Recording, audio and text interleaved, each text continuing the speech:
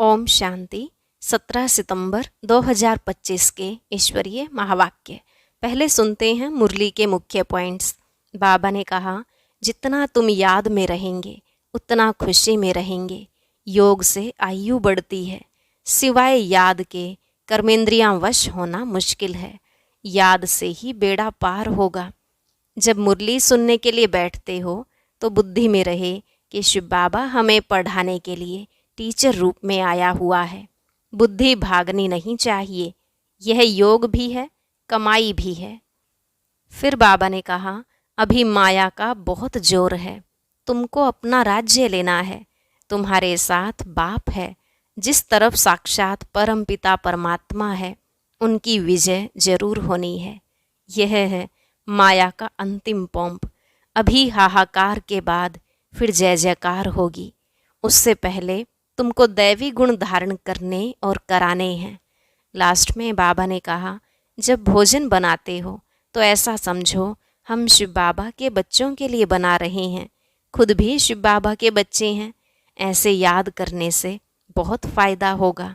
सबसे जास्ती पद उनको मिलेगा जो याद में रह कर्मातीत अवस्था को पाते हैं और सर्विस भी करते हैं। अब सुनते हैं महावाक्यों को विस्तार से। बाबा ने कहा, मीठे बच्चे, याद से सतो प्रधान बनने के साथ साथ पढ़ाई से कमाई जमा करनी है। पढ़ाई के समय बुद्धि इधर उधर ना भागे। प्रश्न, तुम डबल अहिंसक अननोन वॉरियर्स की कौन सी विजय निश्चित है और क्यों? उत्तर, तुम बच्चे जो माया पर जीत पाने का पुरुषार्थ कर रहे हो, तुम्हारा लक्ष्य है कि हम रावण से अपना राज्य लेकर ही छोड़ेंगे। यह भी ड्रामा में युक्ति रची हुई है। तुम्हारी विजय निश्चित है क्योंकि तुम्हारे साथ साक्षात परम पिता परमात्मा है। तुम योग बल से विजय पाते हो। मन मनाभव के महामंत्र से तुम्हें राजाई मिलती है। तुम आधा कल्प राज्य करेंगे। गीत, मुखड़ा देख ले प्राणी जरा दर्पण में। ओम शांति। मीठे मीठे बच्चे जब सामने बैठे रहते हैं तो समझते हैं बरोबर हमारा कोई साकार टीचर नहीं है। हमको पढ़ाने वाला ज्ञान का सागर बाबा है। यह तो पक्का निश्चय है। वह हमारा बाप भी है। जब पढ़ते हैं तो पढ़ाई पर अटेंशन रहता है। स्टूडेंट अपने स्कूल में बैठे होंगे तो टीचर याद आएगा, न कि बाप, क्योंकि स्कूल में बैठे हैं। तुम भी जानते हो बाबा टीचर भी है। नाम को तो नहीं पकड़ना है ना, ध्यान में रखना है हम आत्मा हैं। बाप से सुन रहे हैं। यह तो कभी होता ही नहीं, न सतयुग में न कलयुग में होता है। सिर्फ एक ही बार संगम पर होता है। तुम अपने को आत्मा समझते हो। हमारा बाप इस समय टीचर है क्योंकि पढ़ाते हैं। दोनों काम करने पड़ते हैं। आत्मा पढ़ती है शिव बाबा से। यह भी योग और पढ़ाई हो जाती है। पढ़ती आत्मा है, पढ़ाते परमात्मा है। इसमें और ही जास्ती फायदा है। जबकि तुम सम्मुख हो, बहुत बच्चे अच्छी रीति याद में रहेंगे। कर्मातीत अवस्था में पहुँचेंगे तो वह भी जैसे पवित्रता की ताकत मिलती है। तुम जानते हो शिव बाबा हमको पढ़ाते हैं। यह तुम्हारा योग भी है, कमाई भी है। आत्मा को ही सतो प्रधान बनना है। तुम सतो प्रधान भी बन रहे हो, धन भी ले रहे हो। अपने को आत्मा जरूर समझना है। बुद्धि भागनी नहीं चाहिए। यहाँ बैठते हो तो बुद्धि में यह रहे कि शिव बाबा पढ़ाने के लिए टीचर रूप में आया कि आया। वही नॉलेजफुल है। हमको पढ़ा रहे हैं। बाप को याद करना है। स्वदर्शन चक्रधारी भी हम हैं। लाइट हाउस भी हैं। एक आँख में शांति धाम, एक आँख में जीवन मुक्ति धाम। इन आँखों की बात नहीं है। आत्मा का तीसरा नेत्र कहा जाता है। अभी आत्माएं सुन रही हैं। जब शरीर छोड़ेंगे तो आत्मा में यह संस्कार होंगे। अभी तुम बाप से योग लगाते हो। सतयुग से लेकर तुम वियोगी थे, अर्थात बाप से योग नहीं था। अभी तुम योगी बनते हो, बाप के समान। योग सिखलाने वाला है ईश्वर, इसलिए उनको कहा जाता है योगेश्वर। तुम भी योगेश्वर के बच्चे हो। उनको योग लगाना नहीं है। वह है योग सिखलाने वाला परम पिता परमात्मा। तुम एक एक योगेश्वर योगेश्वरी बनते हो, फिर राज राजेश्वरी बनेंगे।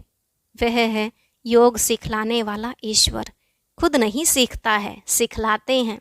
श्री कृष्ण की ही आत्मा अंत के जन्म में योग सीख फिर श्री कृष्ण बनती है। इसलिए श्री कृष्ण को भी योगेश्वर कह देते हैं, क्योंकि उनकी आत्मा अभी सीख रही है। योगेश्वर से योग सीख श्री कृष्ण पद पाती है। इनका नाम फिर बाप ने ब्रह्मा रखा है। पहले तो लौकिक नाम था, फिर मर्जीवा बने हैं। आत्मा को ही बाप का बनना है। बाप के बने तो मर गए ना। तुम अभी बाप द्वारा योग सीखते हो। इन संस्कारों से ही तुम जाएंगे शांति धाम में। फिर नया पार्ट प्रारब्ध का इमर्ज होगा। वहाँ यह बातें याद नहीं रहेंगी। यह अभी बाप समझाते हैं। अभी पार्ट पूरा होता है, फिर नए सिर शुरू होगा। जैसे बाप को संकल्प उठा कि मैं जाऊं, तो बाप कहते हैं मैं आता हूँ, और मेरी वाणी चलनी शुरू हो जाती है। वहाँ तो शांति में है। फिर ड्रामा अनुसार उनका पार्ट शुरू होता है। आने का तो संकल्प उठता है, फिर यहाँ आकर पार्ट बजाते हैं। तुम्हारी आत्माएं भी सुनती हैं। नंबरवार पुरुषार्थ अनुसार कल्प पहले मिसल। दिन प्रतिदिन वृद्धि को भी पाते जाएंगे। एक दिन तुमको बड़े रॉयल हॉल भी मिलेंगे, जिसमें बड़े बड़े लोग भी आएंगे। सब इकट्ठे बैठ सुनेंगे। दिन प्रतिदिन साहूकार भी रंक होते जाएंगे। पेट पीठ से लग जाएगा। ऐसी आफतें आनी हैं। मूसलाधार बरसात पड़ेगी, जो सारी खेती आदि पानी में डूब जाएगी। नेचुरल कैलेमिटीज़ तो आनी ही है। विनाश होना है। इनको कहा जाता है कुदरती आपदाएं। बुद्धि कहती है विनाश होना जरूर है। उस तरफ के लिए बॉम्ब्स भी तैयार हैं। नेचुरल कैलेमिटीज़ आदि फिर है यहाँ के लिए। उसमें बड़ी हिम्मत चाहिए। अंगद का भी मिसाल है ना, उनको कोई हिला ना सका। यह अवस्था पक्की करनी है। मैं आत्मा हूँ।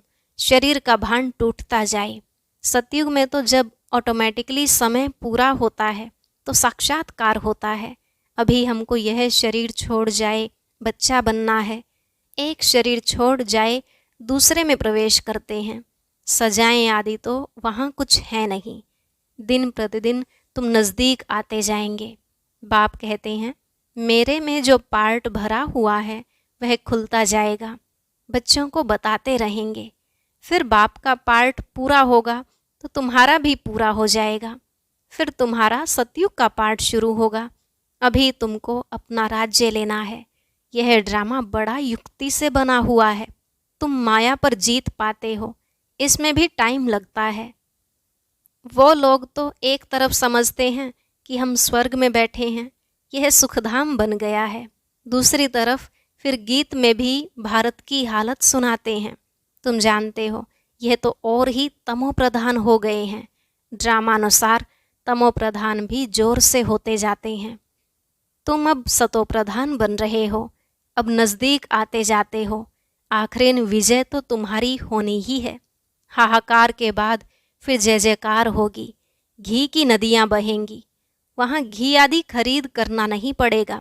सबके पास अपनी गायें फर्स्ट क्लास होती हैं। तुम कितने ऊंच बनते हो। तुम जानते हो वर्ल्ड की हिस्ट्री ज्योग्राफी फिर रिपीट होती है।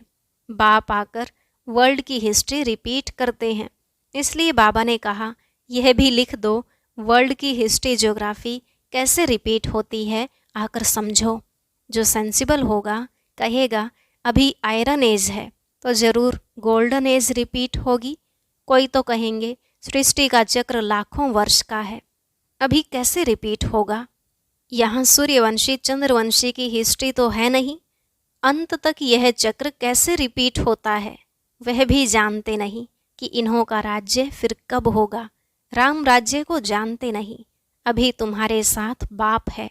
जिस तरफ साक्षात परम पिता परमात्मा बाप है, उनकी जरूर विजय होनी है। बाप कोई हिंसा थोड़े ही कराएंगे। किसको मारना हिंसा है ना। सबसे बड़ी हिंसा है काम कटारी चलाना। अभी तुम डबल अहिंसक बन रहे हो। वहाँ है ही अहिंसा परमो देवी देवता धर्म। वहाँ न लड़ते हैं न विकार में जाते हैं। अभी तुम्हारा है योग बल, परंतु इसको न समझने के कारण शास्त्रों में असुरों और देवताओं की लड़ाई लिख दी है। अहिंसा को कोई जानते नहीं, यह तुम ही जानते हो। तुम हो incognito warriors, unknown but very well known. तुमको कोई वॉरियर्स समझेंगे नहीं, तुम्हारे द्वारा सबको मन मनाभव का पैगाम मिलेगा। यह है महामंत्र। मनुष्य इन बातों को समझते नहीं हैं। सतयुग त्रेता में यह होता नहीं। मंत्र से तुमने राजाई पाई, फिर दरकार नहीं। तुम जानते हो हम कैसे चक्र लगाकर आए हैं। अभी फिर बाप महामंत्र देते हैं, फिर आधा कल्प राज्य करेंगे। अब तुमको दैवी गुण धारण करने और कराने हैं। बाबा राय देते हैं, अपना चार्ट रखने से बहुत मज़ा आएगा। रजिस्टर में गुड, बेटर, बेस्ट होते हैं ना, खुद भी फील करते हैं। कोई अच्छा पढ़ते हैं, कोई का अटेंशन नहीं रहता है तो फेल हो जाते हैं। यह फिर है बेहद की पढ़ाई। बाप टीचर भी है, गुरु भी है, इकट्ठा चलता है। यह एक ही बाप है जो कहते मर्जीवा बनो। तुम अपने को आत्मा समझ बाप को याद करो। बाप कहते हैं मैं तुम्हारा बाप हूँ, ब्रह्मा द्वारा राज्य देता हूँ। यह हो गया बीच में दलाल, इनसे योग नहीं लगाना है। अभी तुम्हारी बुद्धि लगी है उस अपने पतियों के पति शिव साजन के साथ। इन द्वारा वह तुमको अपना बनाते हैं। कहते हैं अपने को आत्मा समझ मुझे याद करो। हम आत्मा ने पार्ट पूरा किया, अब बाप के पास जाना है घर। अभी तो सारी सृष्टि तमो प्रधान है, 5 तत्व भी तमो प्रधान है। वहाँ सब कुछ नया होगा। यहाँ तो देखो हीरे जवाहरात आदि कुछ भी नहीं है।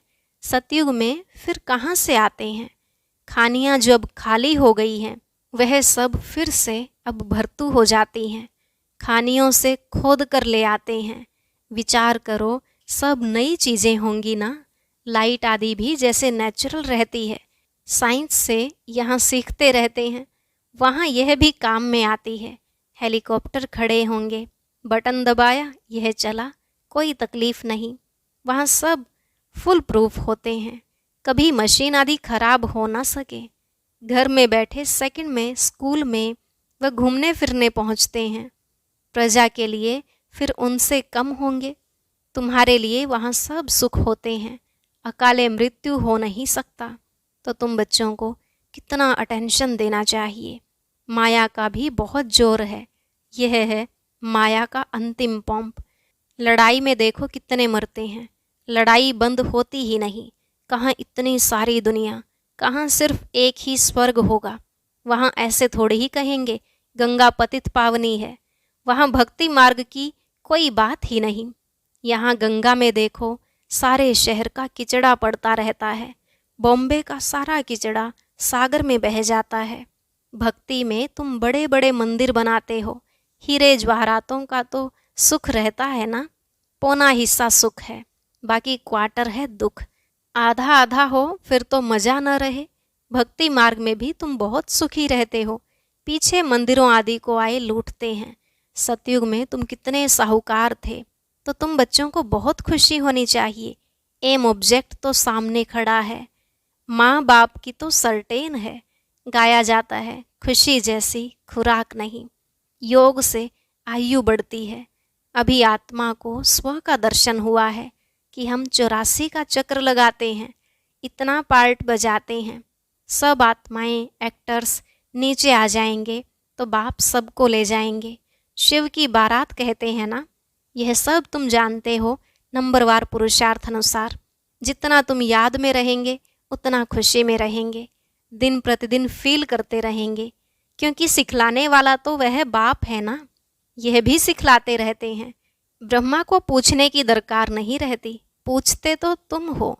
यह तो सुनते ही हैं, बाप रिस्पॉन्ड देते हैं और यह भी सुनते हैं इनकी एक्टिविटी कितनी वंडरफुल है। यह भी याद में रहते हैं, फिर बच्चों को वर्णन कर सुनाते हैं। बाबा हमको खिलाते हैं, मैं उनको अपना रथ देता हूँ, सवारी करते हैं, तो क्यों नहीं खिलाएंगे। यह ह्यूमन अश्व है, शिव बाबा का रथ हूँ। यह ख्याल रहने से भी शिव बाबा की याद रहेगी। याद से ही फायदा है।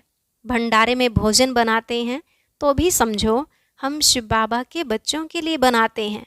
खुद भी शिव बाबा के बच्चे हैं, तो ऐसे याद करने से भी फायदा ही है।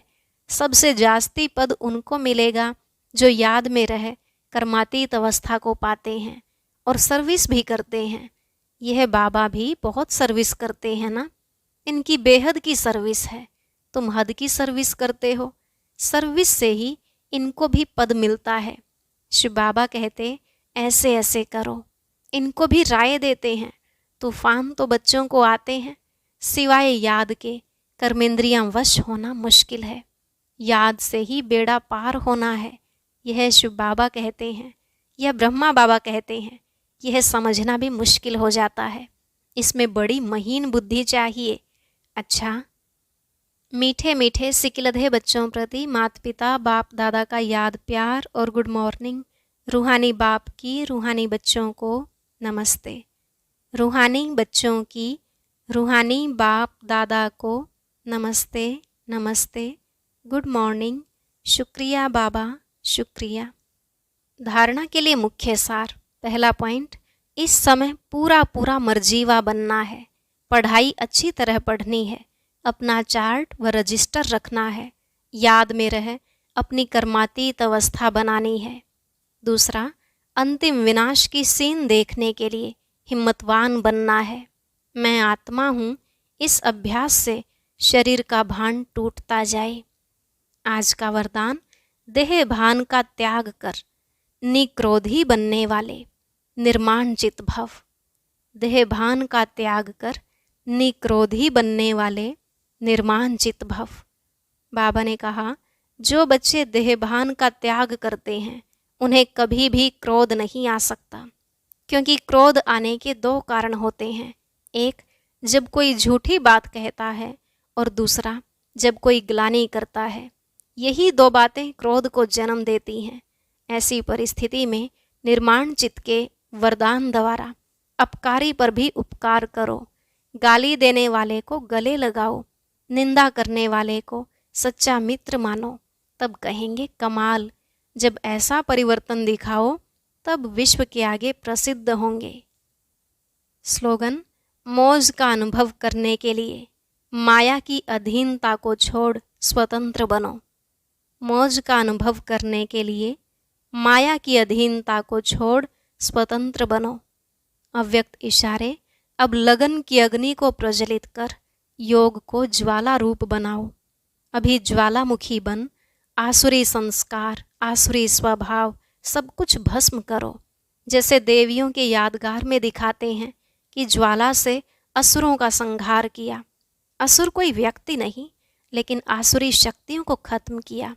यह अभी आपकी ज्वाला स्वरूप स्थिति का यादगार है। अब ऐसी योग की ज्वाला प्रज्वलित करो जिसमें यह कलयुगी संसार जलकर भस्म हो जाए। ओम शांति। अब सुनते हैं आज का अव्यक्त ज्ञान मोती। इसके लिए ऊपर दिए गए बॉक्स पर क्लिक करें।